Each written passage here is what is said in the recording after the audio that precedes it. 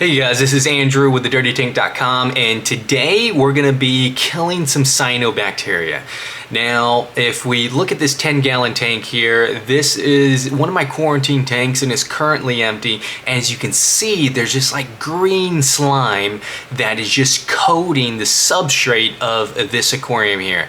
And I want to get rid of it. What this is cyanobacteria. And for those of you that don't know, cyanobacteria actually isn't an algae. It behaves like an algae to some extent, but it's not an algae. It actually is a bacteria, and it's actually one of the largest and most important groups of bacteria on Earth. Like, this bacteria is over 3.5 billion years old. This is something ancient that knows how to survive and that exists in every body of water, fresh water and salt water. So what we're gonna do today is we're gonna use some Fritz slime out. I've used this in the past and it works great for getting rid of cyanobacteria. But let's go ahead and start using some of these packets, and I want to do a whole week time lapse of how this is killing the bacteria to show you that this stuff actually works. All right, so let's go ahead and start the treatment. So this is the initial starting of the treatment here, and I'm using one packet. Now, each packet of Fritz Slime Out treats about 25 gallons. So this is a 10-gallon tank, so I'm roughly using about a half of this packet. I'm using half a packet for the next treatment. Now, if we look at the cyanobacteria, I'm kind of stirring it up now, there is a ton in there, right?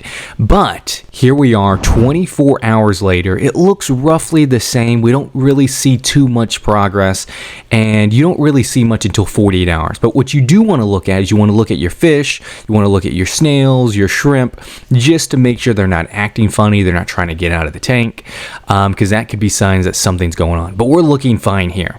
So 48 hours later, it's time to do the water change and do the second treatment. Now you can see before I did the water change, it was starting to die off. So at this point in time, you do want to see some dying off, and you want to do a water change, and you want to suck out as much cyanobacteria as you can.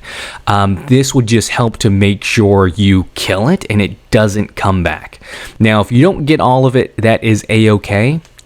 You can still, and I still recommend a second treatment, even if you don't see anything, just to make sure it is all gone. Because if we look at this clip here, this is 72 hours since treatment, and it's looking pretty good. But if I zoom in on this log here, and it's kind of hard to see on camera, it's easier to see on person, but you can see a little bit of blue on that piece of wood that's kind of covered with sand.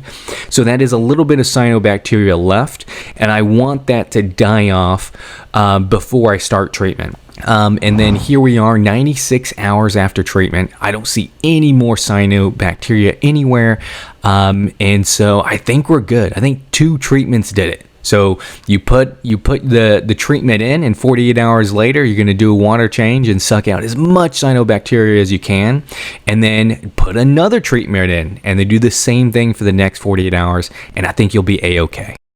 Now, if you came to this video because you want to know how to get rid of cyanobacteria and you have a saltwater tank, the steps are the same way, right? In a saltwater tank, normally the cyanobacteria is red, but in a freshwater tank, like you see here, it's going to be a green to a blue-green.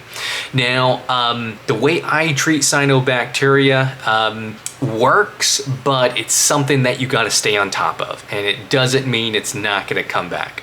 But this, if you read the back, it treats freshwater and saltwater, and apparently it is reef safe, and it is also safe to fish, coral, invertebrates, macroalgae, and it will not negatively affect nitrifying bacteria. At least that's what it says on the label.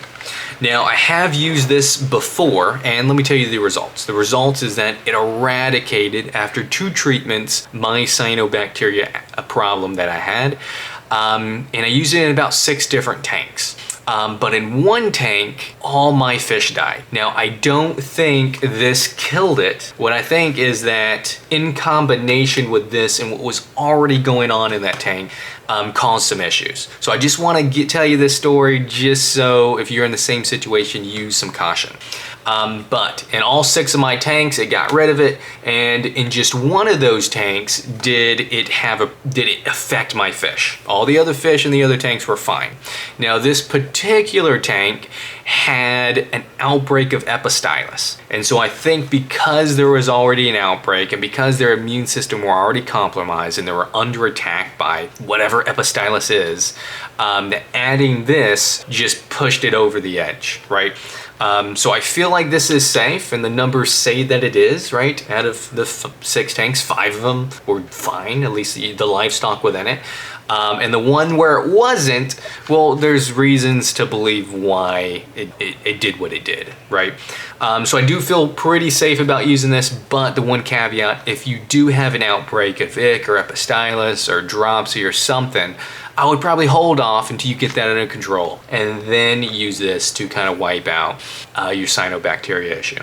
Now, the way the Fritz slime out works, and by the way, I'm not sponsored by Fritz. They didn't send me this for free. This is just the product that I use.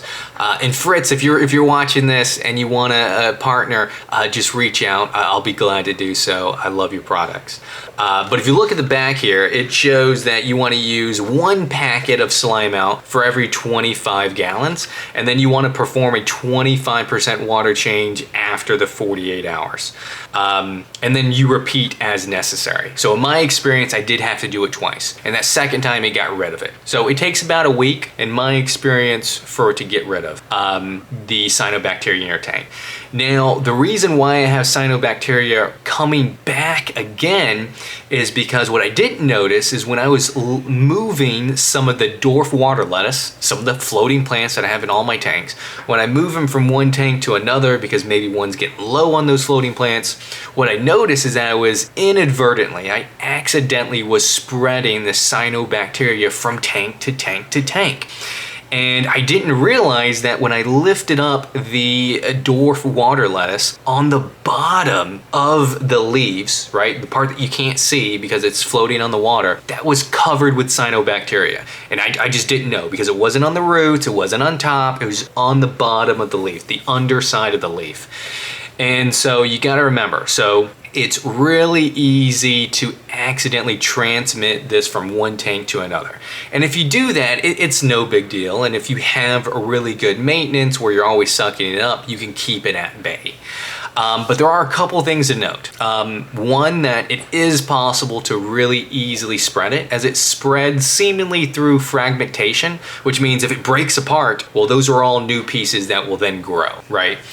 Now, the other thing to note about cyanobacteria, and this is just a note, it's going to sound dangerous, but it's really not so much dangerous, but cyanobacteria is toxic if it is ingested. So your fish somehow instinctively know not to eat it. So if you're thinking, I can get rid of this cyanobacteria just the same way I get rid of some of the other algae, right, by just putting in some shrimp or some snails or plecos or whatever it may be. So though that method is not going to work for cyanobacteria because the fish know, like, hey, this is not something we should be eating because it is toxic for them.